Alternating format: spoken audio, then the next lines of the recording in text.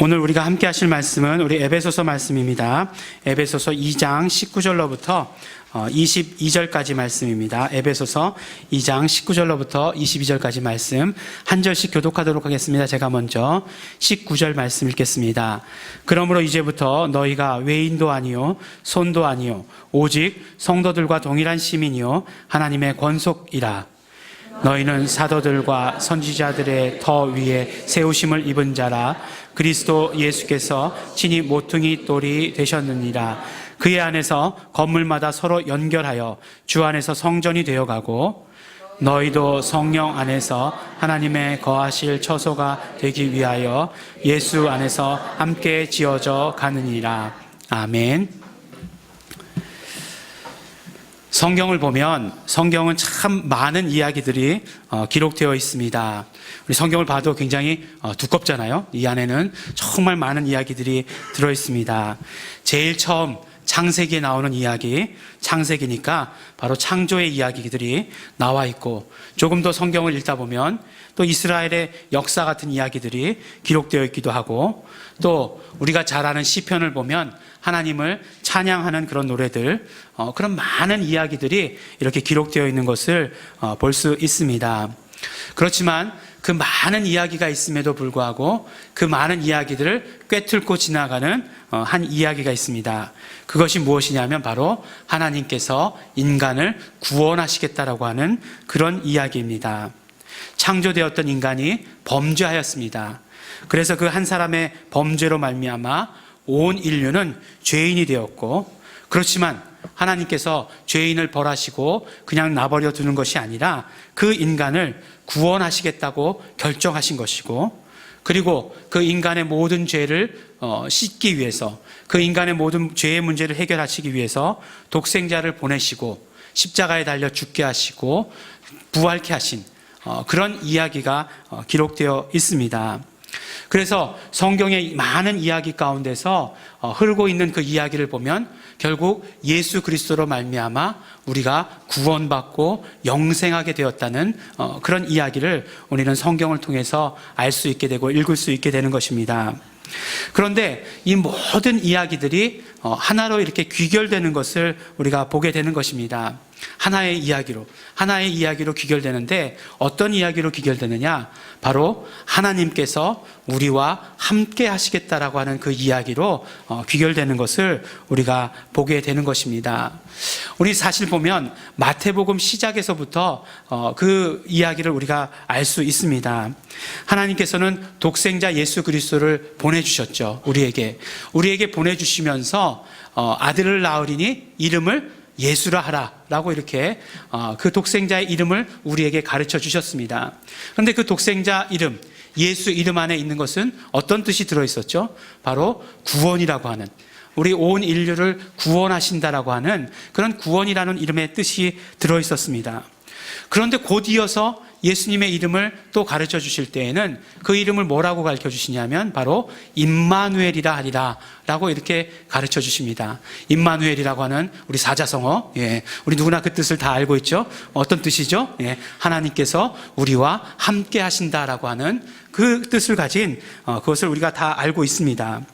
그러니까 하나님의 뜻은 처음부터 우리에게 구원과, 그리고 마지막에 있어서 하나님께서 함께 하심이라고 하는 그 뜻을 가지고 있다라고 하는 것을 우리가 알 수 있게 되는 것이죠. 예수님께서 제자들을 택하셨어요. 예수님께서 제자들을 택하시면서 제자들을 택하시는 여러 가지 이유를 말씀하셨습니다. 그 이유 가운데 하나도 뭐냐면 바로 제자들과 함께 있게 하시려고 하는 것을 라고, 그 이유가 함께 있게 하시려고 한다는 것을 말씀해 주십니다. 또 그렇죠. 성경에서 보면 내가 너를 구원하겠다라고 하는 표현을 어떻게 말씀하시냐면 내가 너와 함께 있겠다 라고 하는 그 표현으로 하시는 것도 우리가 볼 수 있습니다. 그 누가복음에 보면 이제 예수님께서 십자가에 달리실 때 좌우편에 이제 죄 지은 사람들이 함께 달리지 않았습니까? 그런데 누가복음의 기록에 보면 이제 한 죄인은 예수님을 막 그냥 모독합니다. 하나님의 아들이라고 그러면서 거기 매달려 있느냐? 내려와 봐라. 막 이렇게 모독합니다. 그런데 다른 한 죄인이 뭐라고 얘기하죠? 아니, 너는 죄 지었기 때문에 십자가에 달리는 게 당연하지만 이분은 죄가 없으신데 이렇게 달려 있는 거다. 라고 이렇게 이야기하고 나서 그 다음에 어떻게 하죠? 자신의 구원을 청탁하게 되죠. 예. 나를 구원하여 주십시오. 라고 이렇게 이야기를 합니다. 그러니까 뭐라고 얘기하시죠? 예수님께서 오늘 내가 나와 함께 낙원에 있으리라. 이렇게 말씀을 하시는 것이에요. 나와 함께 낙원에 있다. 그 말씀 뭡니까? 너는 구원받을 것이다. 예, 이렇게 말씀하는 것이죠. 네, 많은 분들이 그 강도, 그 죄인을 부러워하기도 하죠.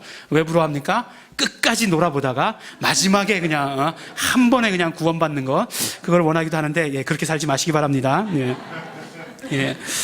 어쨌든지요, 이렇게 함께 하신다라고 하는 것은 내가 너를 구원하겠다라고 하는 말씀과도 같아요. 그리고 부활 승천하시면서도 뭐라고 말씀하십니까? 내가 너와 함께 항상 끝날까지 함께 있을 것이다.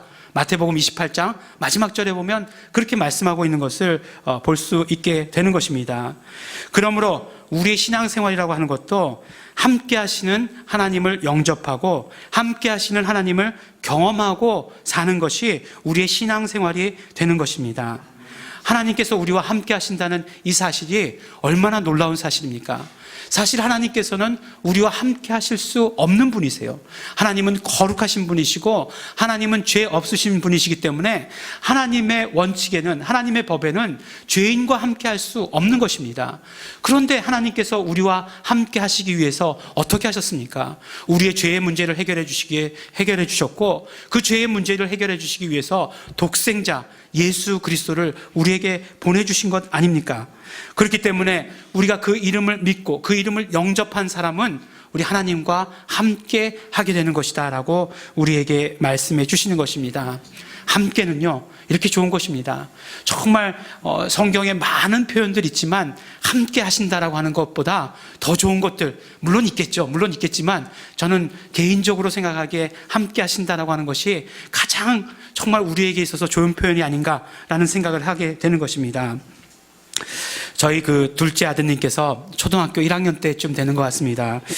저희 그 둘째 아드님이 태어나면서부터 이렇게 모든 것이 다 이렇게 늦었어요. 이렇게 작게 태어난 건 아닌데 이상하게 하여간 걷는 거, 이렇게 태어나서 한 돌 때쯤 되면 다 걷지 않습니까? 여자애들은 보면 돌도 되기 전에 다 걷는데 얘는 거의 2돌 가까이 가가지고, 한 20개월 넘어서 20개월인가 22개월쯤 돼서 그때부터 이렇게 걷기 시작했어요. 그때 걷기 시작했을 때, 우리 선교에서 뭐 난리 났었습니다. 옆에서 예수, 내 구주 뭐 해주고, 막 안진뱅이가 일어나 걷는 것처럼, 뭐 아주 환영해주고 난리 났었습니다. 사실은 뭐 걱정되는 마음이 없었던 것도 아니거든요. 왜냐하면 너무 늦으니까. 그래서 하여간 이렇게 그러더니만 뭐 한글을 익히는 것도 이렇게 조금씩 늦더라고요. 그래서 보니까 유치원 들어가가지고 남들은 다 동화책 읽는데 그때 이제 기억 니은 하고 있더라고요. 그래서 뭐 늦는구나 이렇게 생각하고 있었어요. 그랬더니 뭐 학교에 들어가니까 뭐 여지없이 늦겠죠. 그래서 학교에 들어가서 이제 받아쓰기를 해왔는데 받아쓰기 하는 중에 10문제 중에 딱 한 문제만 맞춰온 거예요. 그래서 다 틀리지 않고 한 문제만 맞춰와가지고 얼마나 다행인지 모릅니다. 근데 딱 그걸 보니까 어떤 생각이 드냐면 옛날에 상처가 이렇게 갑자기 확 올라오는 거예요. 저도 초등학교 1학년 때 이제 전학을 왔는데, 초등학교 1학년 입학하자마자 이제 전학을 왔는데, 전학을 와가지고 처음으로 받아쓰기를 시험을 봤는데 10문제 중에 3문제 맞춘 거예요. 10문제 중에 3문제밖에 못 맞췄으니까 부모님의 걱정이 얼마나 대단하셨겠습니까? 근데 갑자기 그 생각이 떠오르면서 그래도 나는 3개나 맞췄는데 한 개뿐이 못 맞추다니. 막 이제 여러 가지 생각이 들기 시작하는 거예요. 이걸 어떻게 해야 되나? 이거 정말 이렇게 스파르타식으로 이렇게 붙들고 한글을 가르쳐야 되나? 막 이런 여러 가지 이제 생각이 들기 시작했는데 그 한 문제 맞춘 문제가 어떤 문제인지를 보게 되었습니다. 그게 뭐였냐 하면은 딱 한 문제 맞췄는데 아빠와 함께. 딱 요 한 문제를 맞춘 거예요. 딱 그걸 보는 순간, 생각냈던 건 그래 됐어. 그러면 되는 거야. 뭘 내가 더 바라겠니? 이런 생각이 드는 거예요. 아빠와 함께, 그러면 됐어 라고 하는 그런 생각이 들게 되었습니다.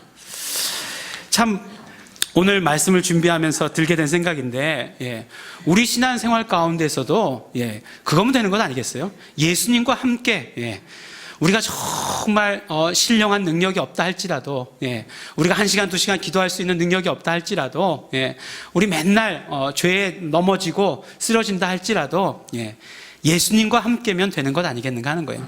예수님과 함께면 우리에게 고난과 고통이 정말 온 그런 삶이 오래되었다 할지라도 예수님과 함께면 되는 것 아니겠어요?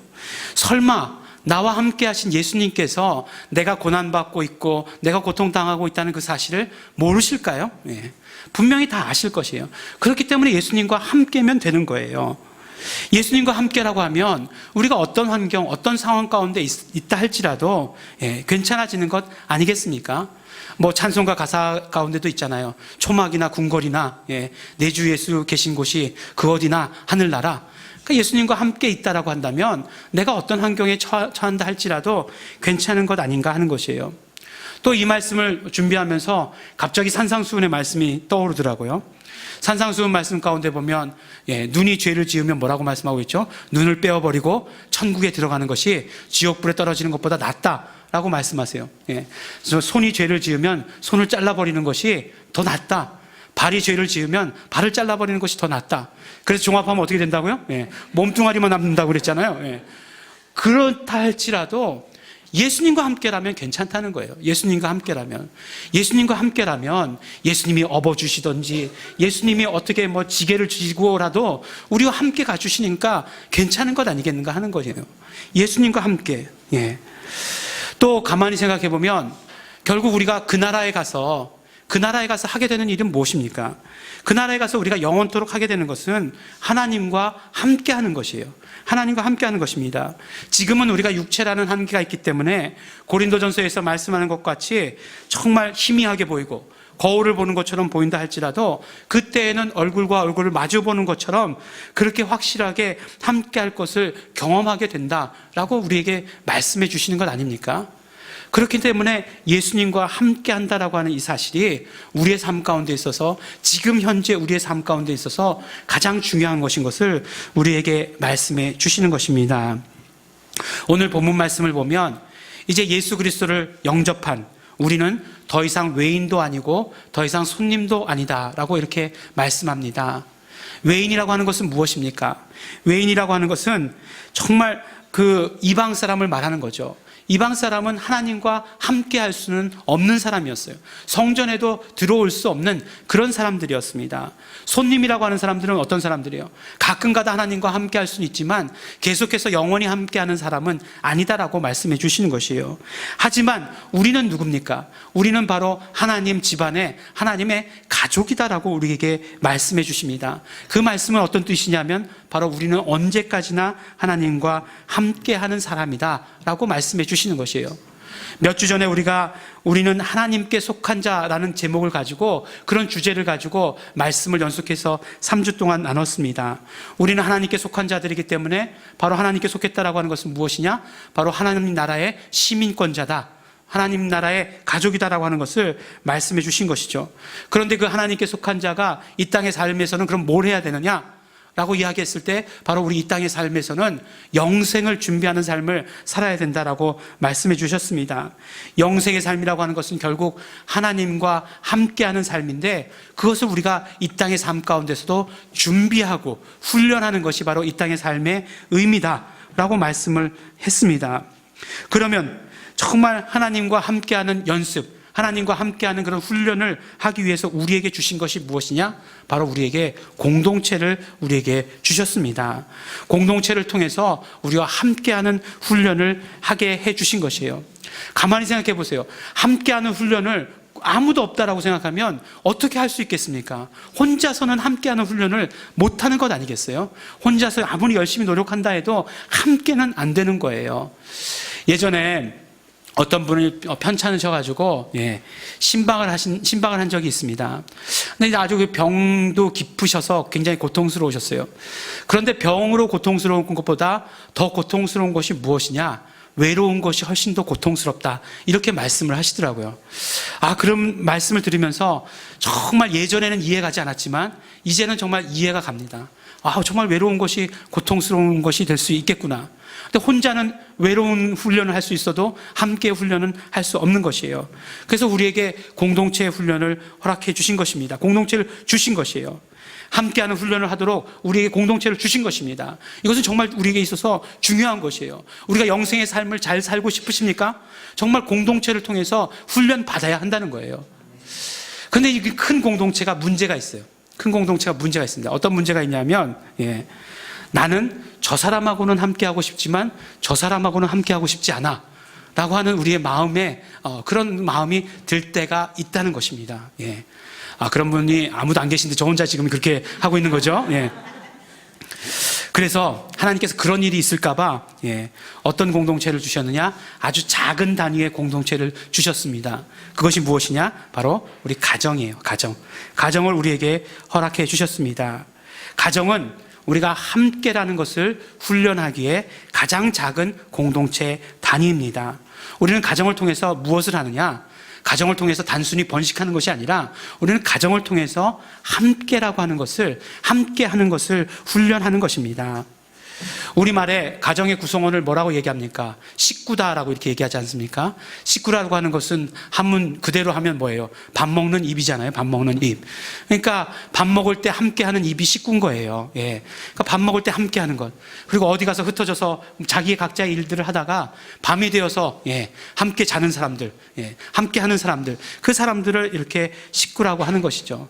정말 하루 낮 동안 아무리 힘들고 어려운 일이 있었다 할지라도 또는 기쁜 일이 있다 할지라도 집으로 돌아와서 함께하는 사람들, 그러므로 말미암아 그 힘든 일들을 위로받고 또 기쁜 일들을 함께 기뻐하는 것, 그렇게 함께하는 사람들, 그런 사람들을 있는 곳, 그런 사람들이 있는 곳을 우리 가정이라고 말씀하고 있는 것입니다. 바로 우리에게 이렇게 가정이 중요한 이유는 무엇이냐면 가장 작은 공동체가 정말 함께하는 것을 연습할 수 있도록, 훈련할 수 있도록 우리에게 주셨다라고 하는 것입니다. 지금 한국을 보면 한국이 위기다, 한국 사회가 위기다, 또 그와 더불어서 한국 교회가 위기다라고 하는 말들을 종종 사용합니다. 한국 사회가 위기인 것은 나중에 다시 이야기한다 할지라도 한국 교회가 위기라고 하는 사실은 그냥 지나갈 수 없는 그런 이야기입니다. 많은 원인들이 있고 또 훌륭하신 분들이 그거에 따른 해결책들은 이것이 되어야 된다라고 이렇게 말들을 합니다. 그렇지만 저는 생각하기에 가장 근본적인 해결 방법은 가장 작은 단위의 공동체, 가장 작은 단위의 교회인 가정이 정말 신앙으로 회복되는 것이 우리 정말 한국교회가 살아나는, 한국교회가 회복되는 가장 기본이 될 것이다라고 저는 생각한다는 것입니다. 가장 작은 단위인 교회가 가정이 회복되어야 되는 것이고, 가장 작은 단위의 교회가 정말 훈련되어야 되는 것이고, 그리고 가장 작은 단위의 교회인 그 교회에 주신 사명을 우리가 감당해야 되는 것입니다. 하나님께서 한국교회 가운데 무슨 교회라고 하는 그런 교회만 주시는 것이 아니라 우리 가정도 그 교회로 택하셔서 우리 가정을 지금도 기대하고 계시다라고 하는 그 사실을 우리는 깨달아야 되는 것이고, 그러므로 우리는 우리 가정이 신앙으로 회복되기를 정말 애쓰고 힘써야 하는 것입니다. 그러면 우리의 가정은 어떤 가정이 되어야 하는 것인가? 첫 번째로 너무나 당연한 말씀이지만 예수님께서 함께 하시는 가정이 되어야 합니다. 오늘 말씀, 우리가 정말 하나님의 패밀리다라고 말씀해 주시면서 뭐라고 말씀해 주십니까? 20절, 21절 말씀을 보면 너희는 사도들과 선지자들의 터 위에 세우심을 입은 자라. 그리스도 예수께서 친히 모퉁이 돌이 되셨느니라. 그의 안에서 건물마다 서로 연결하여 주 안에서 성전이 되어 가고 라고 이렇게 말씀해 주고 계시는 것입니다. 가정은 조금 전에 말씀드린 대로 함께하는 곳이 가정입니다. 아주 기본적인 것부터 밥 먹는 것, 자는 것, 그런 것부터 함께하는 것이 가정입니다. 그러나 그 함께하는 것에 있어서 더 기본적인 것이 있는데 그것이 무엇이냐? 바로 예수님께서 함께 하셔야 한다는 사실입니다. 바로 예수님을 공통으로 소유하는 것을 말하는 것입니다. 예수님과 함께한다. 어떻게 예수님과 우리가 함께 하겠습니까? 모든 구성원 한 사람 한 사람이 예수님과 함께하는 체험을 가지고 있는 것이에요. 단순히 그냥 부모님만 예수님 믿으니까 그 온 가족이 다 예수님과 함께다라고 이렇게 말하는 것이 아니라 가족 구성원 한 사람 한 사람이 모두가 다 예수님에 대한 경험을 가지고 있을 때 그때 우리는 뭐라고 말하느냐? 우리는 예수님과 함께하는 가정이다라고 이렇게 말씀해 주시는 것입니다. 아버지도 어머니도 아들도 딸도 며느리도 사위도 다 이렇게 정말 예수님과 함께하는 가정, 그러한 가정이 예수님과 함께하는 그런 가정이 되는 것입니다. 참으로 안타까운 이야기지만 우리 지금 가정에서 신앙교육이 제대로 이루어지지 않으면 사실 다른 어떤 곳을 기대할 곳이 없다라고 하는 것입니다. 정말 그 신앙의 이야기를 정말 대하기가 점점 어려워지는 그런 세상이 되어가고 있다는 것입니다. 요즘 누가 제일 바쁩니까? 우리 자녀들이 제일 바빠요. 아침부터 새벽부터 일어나가지고 저녁 밤중이나 돼야 그 얼굴들을 볼 수 있습니다. 그 바쁜 와중에 신앙 이야기를 꺼낸다. 좀 미안해요. 민망해지기도 합니다. 오늘도 보니까 우리 둘째 아드님께서, 오늘 둘째 아드님이 주인공인 것 같은데 아침에 일찍 일어나시더니 저보다 먼저, 제가 교회에 오는 것보다 먼저 학원에 가시더라고요. 예배는 드려야 되니까 예배 시간을 빼기 위해서 그 시간에 이제 간다는 거예요. 그런 아이들에게 요새 뭐 학원을 빠지고 교회에 가야 된다 이렇게 말하기가 미안해지는 그런 세대가 되어버렸다는 것입니다. 하지만 그러면 안 된다는 거예요. 그 가정에서 신앙교육이 이루어지지 않으면 다른 어떤 곳을 기댈 곳이 없다는 것입니다. 신앙교육이라고 하는 것도 단순한 생활지도 형식으로 이루어져서는 안 됩니다. 뭐 너 오늘 교회 안 가면 오늘 죽어 뭐 이런 식으로 해가지고는 아무도 안 들어요. 누가 요새 부모 말을 그렇게 듣습니까? 그냥 그렇게 하면 안 되는 거죠. 정말로 우리 아이들 스스로가 예수님을 경험하도록 해야 되는 거죠. 예수님과 함께 하는 것이 무엇인가 하는 것을 경험해야 하는 거죠. 그렇게 경험할 수 있도록 이렇게 도와주어야 됩니다. 한국의 모든 교육이 주입식 교육이기 때문에 신앙교육도 주입식 교육을 한다? 이렇게 해서는 안 된다는 거예요. 정말로 그 아이들이 인격적으로 예수님과 함께하는 것이 무엇인가 하는 것을 경험할 수 있도록 이렇게 도와주어야 하는 것입니다. 또 그러기 위해서는 어떻게 해야 됩니까? 정말 예수 이름을 믿고 그들이 예수 이름을 정말 고백하고 예수 이름을 시인하고 하는 일들, 그러므로 말미암아 예수 이름으로 함께 하시는 하나님을 경험토록 그렇게 해야 합니다. 예수 이름을 부를 때 정말로 예수님께서 삼위일체 되신 하나님께서 함께 하신다는 것을 경험을 통해서 알아야 되는 거예요. 그냥 불러 뭐 이렇게 얘기하면 물론 훌륭한 믿음이죠. 그냥 부르는 거 좋죠. 하지만 그들로 하여금 부를 때에 하나님께서 함께 하시는 것을 경험할 수 있도록 그렇게 도와주어야 합니다. 그것이 정말 예수님께서 함께 하시는 가정이 되는 것이고, 예수님께서 우리 가정 가운데 모퉁이 돌이 되시는 것, 그것을 경험하게 되는 것입니다. 우리 자녀들이요, 빨리 예수님을 일찍 영접할 수 있도록 하는 게 굉장히 중요합니다.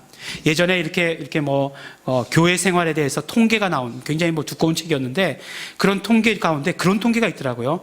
그러니까 계속해서 우리가 예수님을 믿기로 했으면 변함없이 교회를 다니는 그런 것에 대해서 이렇게 퍼센테이지를 내놓았더라고요.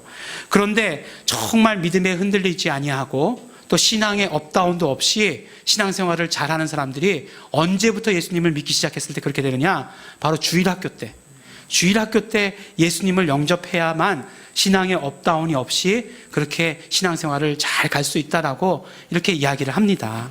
그 통계에 그렇게 나와 있다는 것이에요. 그러니까 우리의 자녀들이 빨리 나중에 가서 자기가 자유의지가 있으니까 나중에 가서 성인이 되면 바쁜 일 다 끝나고 나면 자기가 선택할 수 있도록 해야지 라고 생각하면 큰일 난다는 거예요. 그러니까 우리의 자녀들이 어릴 때부터 예수님을 영접하고 교회에 다니고 신앙생활 할 수 있도록 이렇게 도와주어야 하는 것입니다. 내가 예수 믿기 시작했다라고 한다면 우리 가정이 예수님과 함께 하는 것을 위해서 우리 최선을 다해야 하는 것입니다. 두 번째로 가정은 성령님께서 주시는 사명을 함께하는 가정이 되어야 합니다. 사명을 함께하는 가정이 되어야 돼요. 하나님께서는 여러 교회들을 주셨습니다. 큰 교회가 있고 작은 교회가 있습니다. 그러나 하나님의 뜻은 무엇이냐면 오늘 말씀해 보면 이 모든 교회들이 다 연결돼야 된다는 거예요. 다 연결되어서 하나의 온전한 교회를 이루는 것이 하나님의 뜻입니다. 하나님의 뜻은 그렇다는 거예요. 그러면 하나님께서는 큰 교회는 큰 교회에 맡겨주신 그런 사명이 있다라고 하는 것이고, 작은 교회는 작은 교회의 역할이 있다라고 하는 것을 우리에게 말씀해 주십니다. 저기 저 서초역 있는 데를 지날 때마다 그런 생각을 해요. 보면 사랑의 교회 아주 크게 지어져 있지 않습니까? 근데 사랑의 교회가 이렇게 재미있게도 이렇게 건물하고 두 건물 이게 사이에 이렇게 이렇게 구름다리처럼 이렇게 되어 있어요. 그 구름다리를 보면서 저 반토막 여기 요 한 토막만도 우리 교회보다 크겠다. 뭐 그런 생각을 하게 됩니다. 구름다리만도 들어가 보진 않았지만 그렇다고 해서 그 교회에만 하나님께서 사명을 주신 것이고 우리 교회는 조그맣기 때문에 사명을 주시지 않았다. 절대 그런 것이 아니라는 것이에요. 그 모든 사명들이 다 하나가 되게 하신다는 것이 하나님의 뜻입니다. 그러면 우리 그 가정이 하나의 공동체, 하나의 교회라고 말씀하셨는데 우리 하나하나의 그 교회 가운데 어떤 뜻을 안 두셨겠는가 하는 거예요. 분명히 어떤 뜻을 두고 계시다는 것입니다. 그 사명을 우리 가정 가운데 주고 계시다라고 하는 것을 말씀해 주시는 것이에요. 그러면 어떻게 됩니까? 우리의 가정은 단순한 식구가 아니죠. 나는 그냥 아버지, 어머니, 자식 그런 관계가 아니라 이제는 그렇게 되면은 사명을 받은 가정은 모든 가족 구성원들이 동역자가 되는 것입니다. 동역자로서의 삶을 살아가는 것이에요. 저는 우리 공동체 가운데서 이런 가정들을 정말 많이 보았습니다. 분명히 하나님께서 우리 교회와 우리 공동체 가운데 사명을 주시죠. 그 사명을 감당하기 위해서 우리가 애씁니다. 그 사명 가운데서 또 어떤 가정이, 한 가정이 감당해야 되는, 한 가정 가운데 맡겨주시는 그런 사명이 있는 것을 보게 되는 것이죠. 그래서 그 가정이 그 사명을 받아가지고 그 사명과 함께하고 성령님의 인도하심 받아서 그 일들을 위해서 최선을 다하는 것, 그런 것들을 보게 되는 것입니다. 얼마나 아름답습니까? 얼마나 정말 보람된 일이고 얼마나 이 세상의 삶을 열심히 살아갈 수 있겠습니까? 온 가족들이 다 그렇게 열심히 살아갈 수 있는 것이에요. 성령님께서 우리와 함께 하시다는 그 말씀이 어떤 뜻입니까? 성령님께서는 정말 한국 교회와 함께 하세요. 성령님께서 우리 공동체와 함께 하십니다. 그런데 그 성령님께서 우리 가정과 함께 하신다라고 하시는 것이에요. 그 성령님께서 우리와 함께 하심으로 말미암아 우리와 함께 일하시기를 원하시고 계시다라고 하는 그 사실을 우리는 또한 함께 깨달아야 하는 것입니다. 그렇기 때문에 우리는 우리 가정 가운데 주신 그 성령님께서 일하시기를 원하시는 것, 그게 뭔가 하는 것을 우리 빨리 깨달아야 되는 것이고 구체적으로 실천해야 하는 것입니다. 가정 공동체는 무엇입니까? 바로 성령님과 함께하는 사명 공동체가 되는 것입니다. 마지막으로 우리의 가정은 정말 크리스찬 문화를 함께 누리는 그런 가정이 되어야 하는 것입니다. 이 크리스찬 문화라고 하는 것, 이거 정말 너무나 기쁘고 감사하고 또 그것을 할 때마다 너무너무나 깨끗해요. 제가 장례식에 갈 때마다 이렇게 느끼게 되는데 이런 것은 모든 온 가족이 다 동원되어야 되는 그런 행사잖아요. 그런데 그런 행사들이 정말 그 크리스찬 문화 가운데서 이루어질 때 얼마나 정말 깨끗하고 얼마나 감사하게 끝나는 것을 우리는 경험하게 되는 것입니다. 근데 이 크리스찬 문화라고 하는 것이 나 혼자 믿는다고 해서 되는 게 아니에요. 그러니까 어떤 면으로 이야기하면 우리 온 가족이 함께 공유할 수 있어야 돼요. 그러기 위해선 가만히 보면 그냥 자기 때에서 이루어지기는 참 어려운 거더라고요. 이게 대를 거듭하고 대를 거듭해야 한 3대를 거듭해야 이루어질 수 있는 게 그런 어떤 크리스찬의 문화입니다. 제가 예전에 검단에서 사역할 때 그곳에서는 대부분의 특징이 어떤 분들이었냐면 성도들이 자기 대에 믿기 시작한 분이에요. 그러니까 굉장히 뜨겁죠. 굉장히 어떤 면으로 이야기하면 정말 그런 열성적인 그런 믿음을 갖고 있습니다. 그런데 이런 어떤 그 문화 생활을 누리는 것들에 보면 가족 가운데 어떤 제사가 있다 그러면 가야 돼요. 물론 절은 안 할 수 있지만 가야 됩니다. 그런데 이것들이 3대, 2대, 3대 이렇게 넘어가면 제사를 구경도 못 하는 거예요. 그 3대 가족들은. 그러니까 정말 이런 크리스찬 문화를 함께 공유할 수 있다라고 하는 이 사실이 얼마나 좋은가 하는 거예요. 또 가족들이 모여야 될 일이 있으면 예배 드리게 됩니다. 그러면 멀리 흩어졌던 가족들이 모이면 한 교회가 돼요. 예. 그 집 가족 가운데 장로님 계시죠, 권사님 계시죠, 안수 집사님 계시죠, 예. 또 성도도 있어요. 예. 성도도 있습니다. 그러면 온전히 한 교회가 되는 거예요. 예. 그러면 찬양할 때 어떻습니까? 찬양할 때 성가대가 되는 거예요. 막 사부로 나눠져 가지고 찬양하고, 예. 화음 넣어서 찬양하고, 예. 절대음감 있는 사람 먼저 선창하고, 예. 막 그러면 얼마나 아름다운 찬양이 울려 퍼지는 그런 예배를 가정 가운데서 드리게 되는가 하는 거예요. 우리의 가정은 그렇기 때문에 크리스찬 문화를 정말 공유할 수 있는 가정이 돼야 됩니다. 똑같은 얘기지만 목사가 장례식을 이제 정말 집례하게 될 때 제일 난감한 장례식은 믿지 않고 돌아가신 분, 예. 마지막이라도 정말 예수 영접하는 시인만 했어도 좋은데 그렇지 않은 분들, 예. 가서 뭐라고 얘기하겠습니까? 이분 천국 갔다고 얘기하겠습니까? 예. 그것만 빼놓고 다 좋은 얘기 다 하는 거죠. 예. 그러니까 여러분들은 잘 믿어야 된다. 이런 얘기를만 하고 오는 거죠.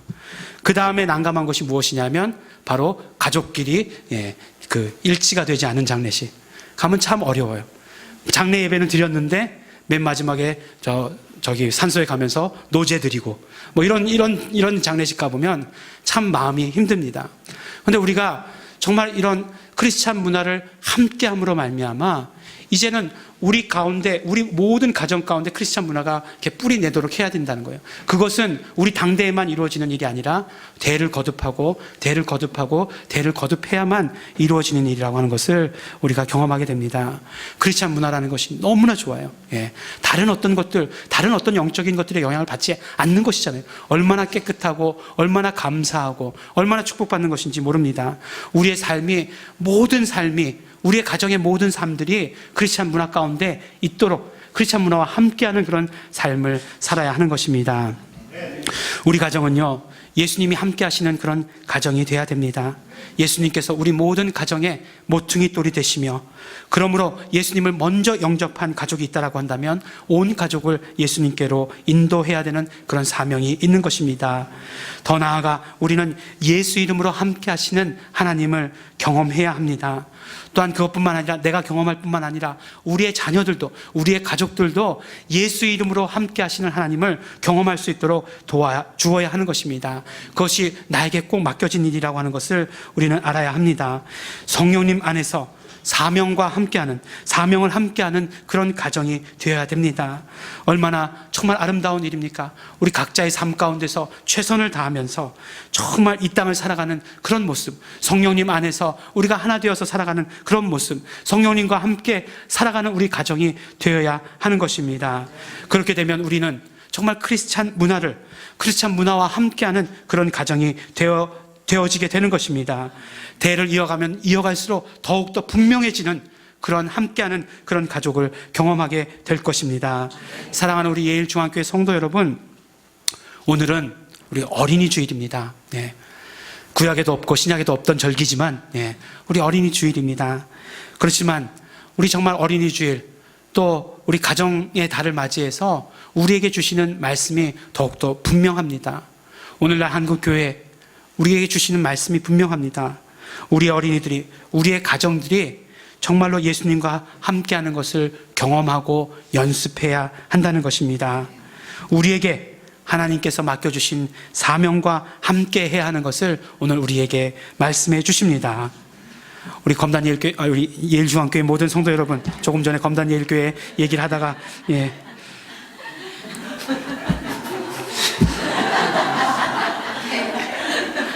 예, 마지막 한 말씀만 더 하면, 한 문장만 더 하면 설교가 끝나는데.